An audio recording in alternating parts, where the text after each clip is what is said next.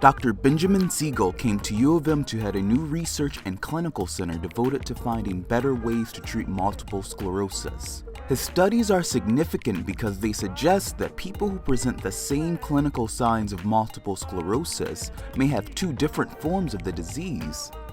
Multiple sclerosis is driven by abnormal inflammation in the brain and spinal cord.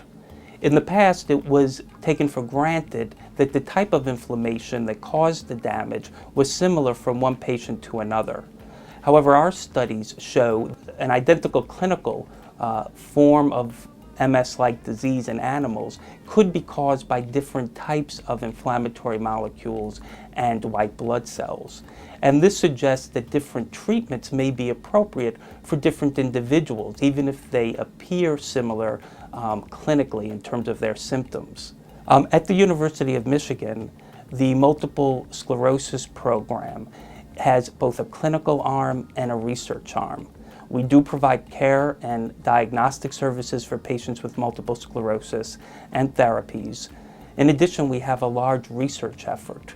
And some of the work that we're doing is to develop blood tests that will allow us to improve diagnosis and also to better monitor the disease state in patients without doing MRI scans on a monthly basis, for example.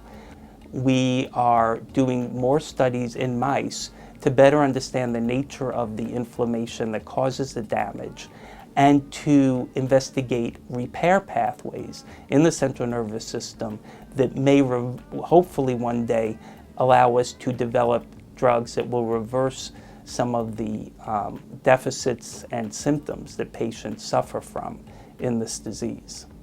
Well, 15 years ago, there really weren't any treatments that altered the history of patients with multiple sclerosis, the clinical course.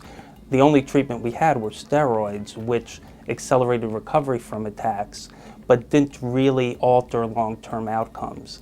Now there are 5 FDA-approved medications that decrease the risk of future attacks, future plaque formation in the brain and spinal cord, and damage to nervous system tissues. And most experts in the field believe that our patients who are on these treatments are doing much better than patients have done in the past and are less likely to become disabled as they get older. However, we still don't have a cure. There's a lot of progress being made in terms of research and new strategies, and I am very optimistic for the future.